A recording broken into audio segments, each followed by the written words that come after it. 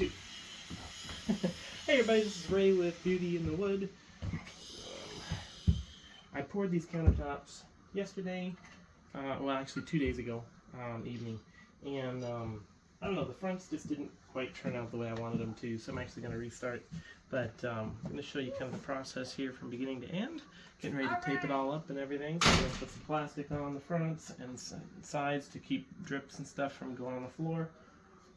We're going to tape around the inside of the sink, put a kind of a layer of tape, and make sure that it can't go down inside the sink, and it'll also keep the resin up on the countertop, which later of course gets covered by the sink when we put this in, so the edge here won't be visible.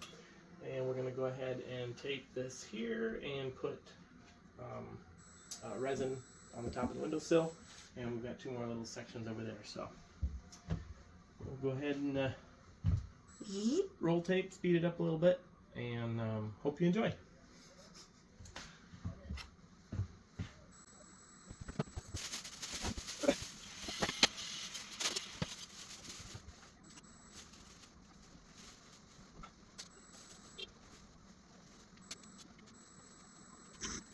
This part is always a little bit tedious, just having to make sure the plastic is underneath the lip so that all the drips do fall on the plastic and don't go behind and get down on the cabinets. I've had issues where the resin gets down behind it and it's just a bear to clean up. It's just not fun. But fortunately this time it worked really well. I took the 2 top drawers you see. Actually I took the top drawers out of all the way along so that would be easier to reach under and tape to the top of the cabinet underneath the lip of the countertop. Gives me just a little extra space to work. And so yeah, just kind of flying along here, putting the tape and the plastic up, pull out the door of the dishwasher so that I can tape right up next to the edge there, and make sure that the resin can't go down back behind there and fall down inside. So I kind of put a barrier underneath that too, just to try and keep it from pooling up underneath and going inside the dishwasher.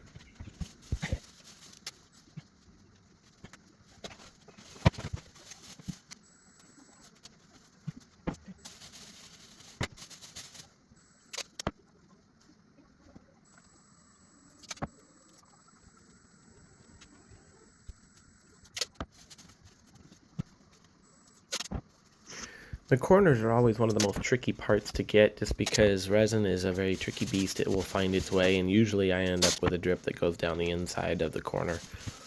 But fortunately, if you get to it a day later, it will be pretty easy to take off. So that was the plastic setup, taped underneath. I actually put a tape layer to catch drips. Sometimes I do that, sometimes I just take the drips off the next day, but I decided to go ahead and take the time and put the tape strip up underneath so that it comes right up to the edge of the countertop. Just right up to the edge of the countertop. That way when the drips drip and I take the tape off tomorrow, the drips come off with the tape. Now we're going to go ahead and put our tape all the way around the edge. This is to collect the resin when we pour the resin. Initially, it's going to sit only on the top because it's like water. It's really runny when we first pour it. We let it set for about 30 minutes, 20 to 30 minutes. It just depends. Today, probably going to let it set for 30 because it's a little cooler in here, which gives me a little more working time, which is fantastic. I like that. It's about 68 degrees. So we're going to take the edges and get ready to pour the resin on top.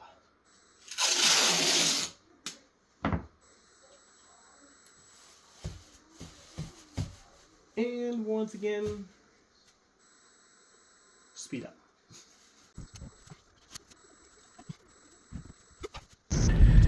There's a lot of detail that plays into the taping of the edges. You have to make sure that the tape is perfectly sealed all the way across the top. I definitely recommend the green rough surface tape from made by Scotch.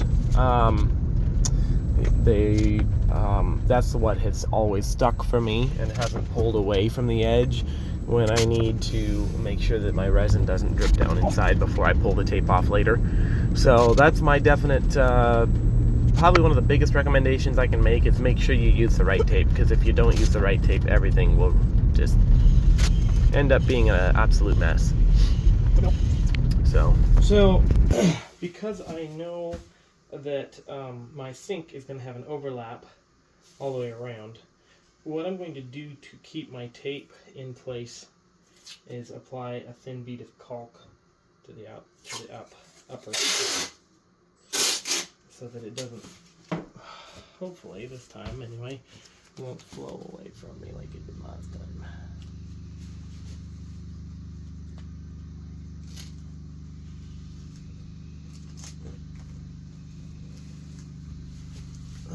Last time it was a little bit of a disaster.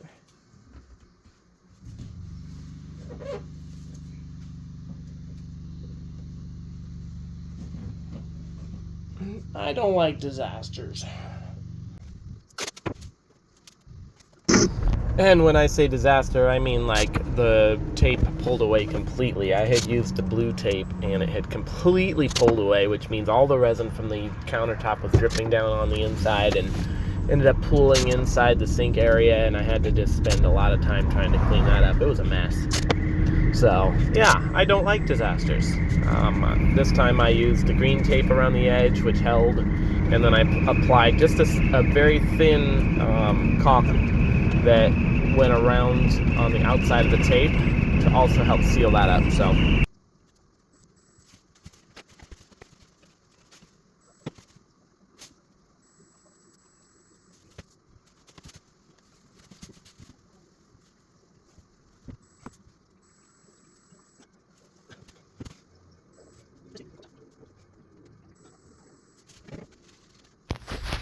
This is all just really tedious work. You're watching, it gets a little boring, so you can fast forward if you want to, but just applying more caulk around the edges. It actually worked really well. The tape didn't come off this time, and the resin stayed where I wanted it to.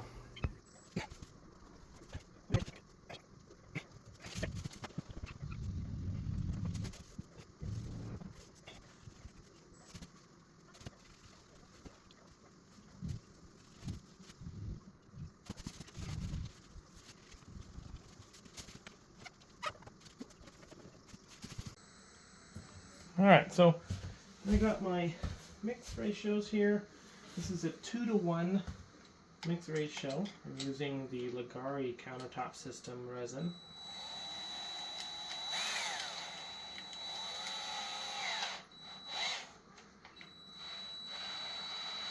And I'm ready to mix it up. I mix for several minutes, and then I'll scrape the edges, and you'll kind of see how that goes. We're going to speed up the process for you again here, but I'll explain throughout as well, so kind of give you an idea of what I'm doing as I'm doing it. In mixing, you basically just have to make sure that it all mixes together. This is going to take its time. Mix for 5 or 6 minutes, get all the edges, clean them up, everything. Pour back and forth if you need to. Scrape the edges with a stick. Yeah, and just keep mixing.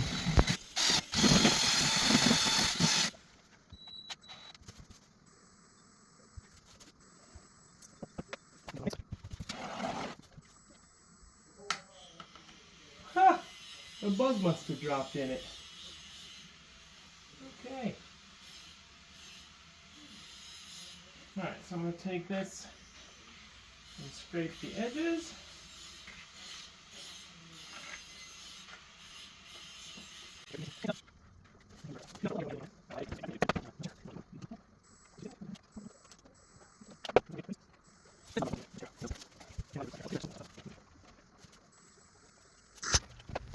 My colors are different every single time I mix resin. I don't follow any recipes. I do my own, and the reason I like to do that is because it makes it so that every single countertop is a one of a kind. There are no other people with a color like what you have.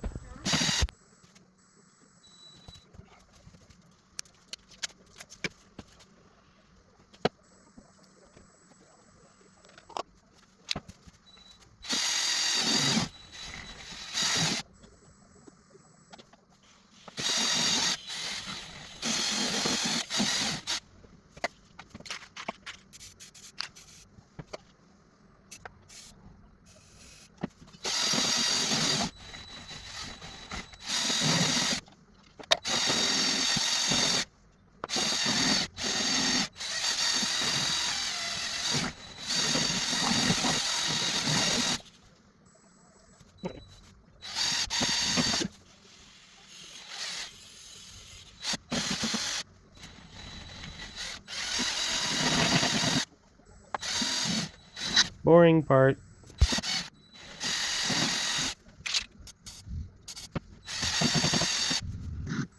Leave a comment if you heard me say boring part.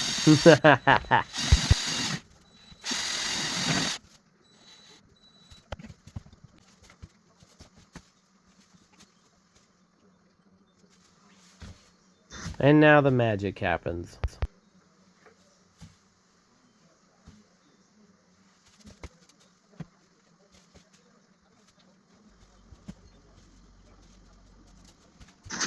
I tend to like to micromanage my color flow. I don't do a lot of dirty pours, just because I like to mix and match where I put the colors.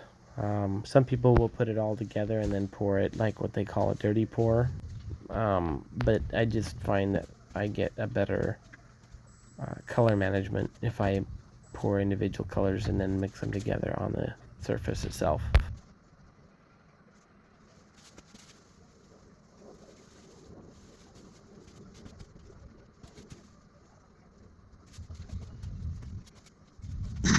So after I pour the initial colors, I'll bring my mixing stick and my spreader around and kind of mix things together a little bit, bring a few swirls and things, and then I'll get my heat gun out and mix it even more together.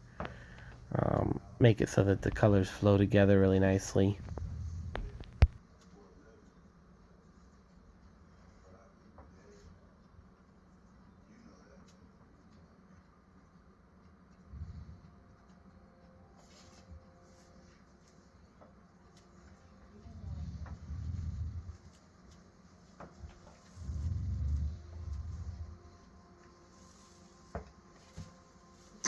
You can start to see them mixing all together nicely here. The colors are swirling and it's really, really pretty.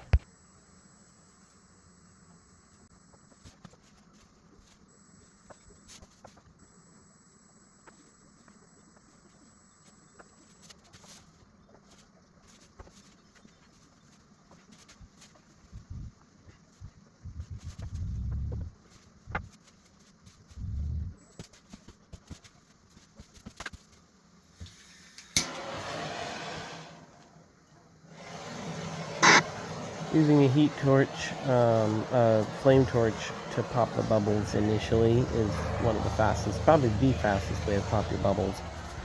Get rid of those first and then come back in with your heat gun to spread the colors around.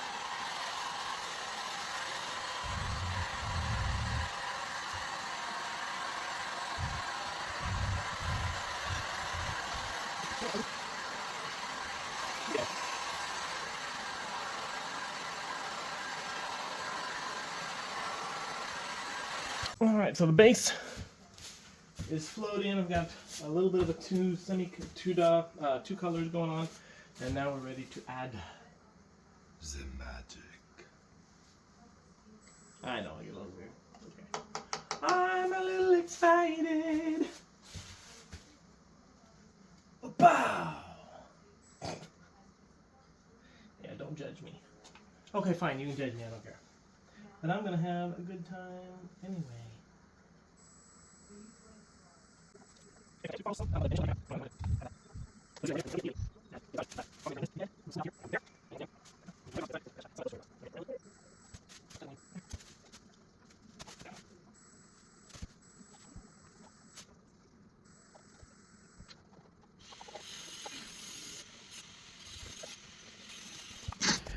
So I use the heat gun just to slightly feather in those colors into the base colors. Just to make it so that they kind of flow together and look like they go, like they belong, like they feather in. So it's really pretty. Adding all the different colors to it and then bringing the heat gun in to spread it and feather it in.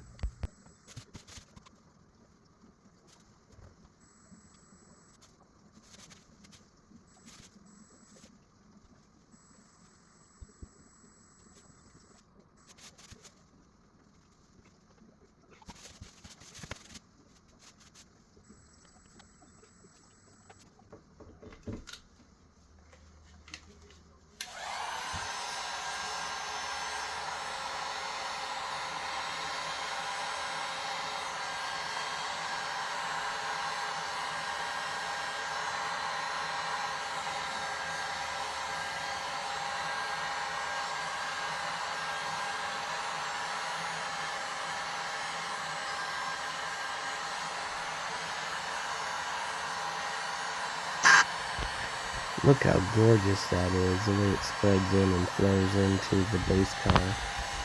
It looks so natural and beautiful.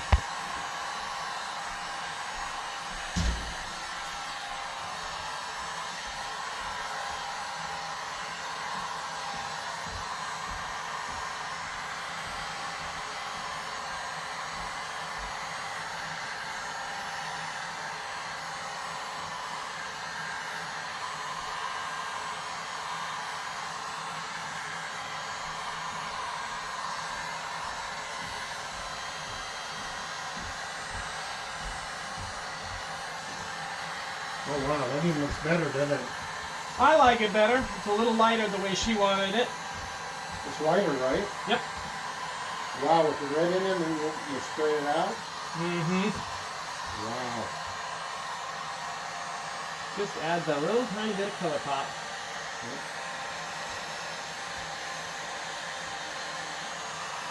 Did you do this one? Oh, not yet. You're going to that, huh? Oh, yeah. Oh, you are? Oh, yeah. Okay. Yeah, it's taped up and ready to go. All right. Sometimes you just love being able to affirm to a client that you're in control and everything's going as according to plan.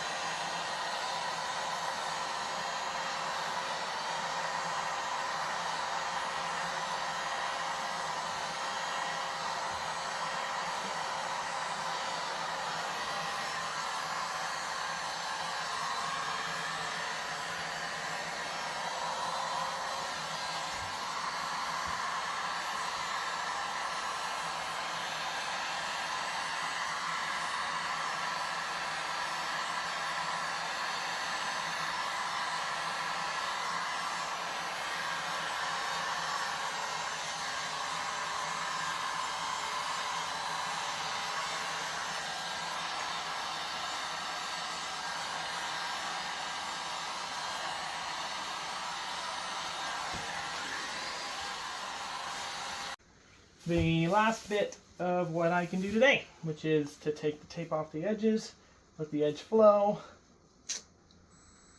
and find a little bit of magic. So here we go.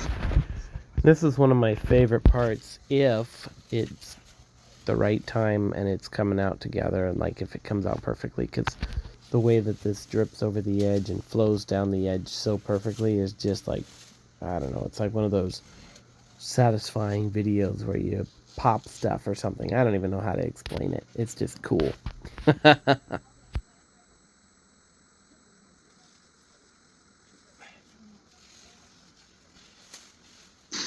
So once I have the tape off, then I'll take my gloved hand and run it along the edge just to spread it all the way across. The drips will get spread across. That way the flow will flow down evenly across the face of the counter. See the edges, well, you can see over there.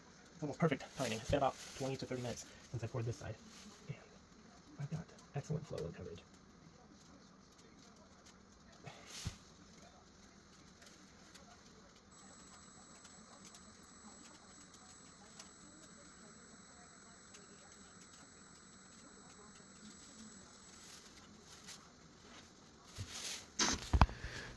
Usually after I've poured the resin, everything has been sitting up on top. I wait about 30 minutes.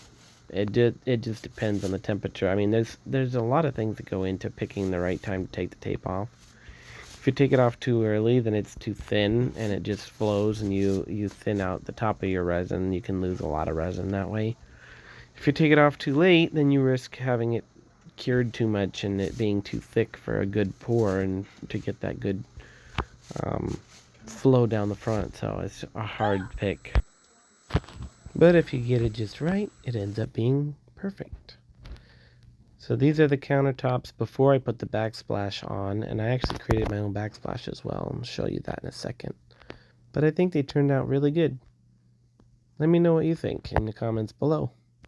And I'd be happy to pour your kitchen counters next.